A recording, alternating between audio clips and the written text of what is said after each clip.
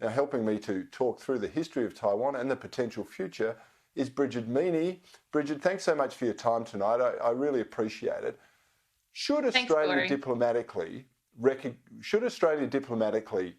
recognise Taiwan, in your opinion?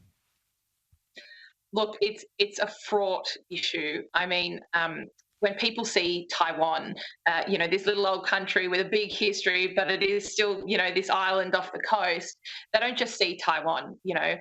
Japan sees, what an invasion of Taiwan might look for their own regions under threat by China in Okinawa, or Vietnam sees the South China Sea and their islands there. India sees their skirmishes on the border.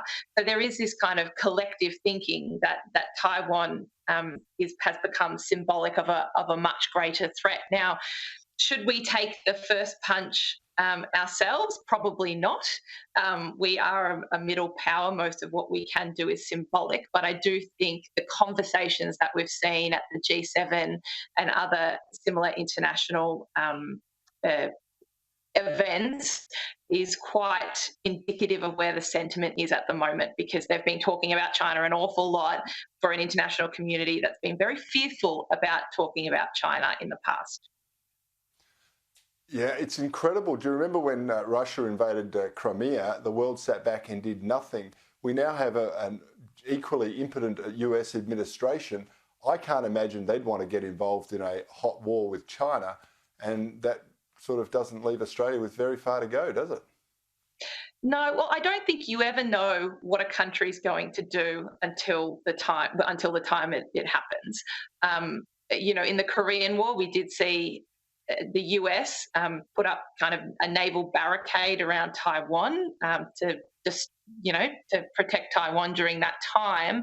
So, that was unheard of at the time, and everyone kind of thought that was strange. So I do think to a certain extent, I'm a realpolitik. You can have all these international conversations and everyone promises at a high level of what they think and what they're going to do. But when push comes to shove, every country acts in their own self-interest, and we have to take that into consideration. Whether it will be a hot war with China still remains to be seen. When it comes to Taiwan, they can really kind of drag down Taiwan over decades if they want to. All these flyover tactics. Yeah, absolutely. But particularly Taiwan, I think they're in their airspace, they're up in their grill. They can do the same sort of trade wars that they're conducting with other countries, and trade issues with Australia that have been very, very problematic. And so, we do it's not a sudden explosion and a bang and there's a war. Sometimes there's a really slow, gradual increase in conflict.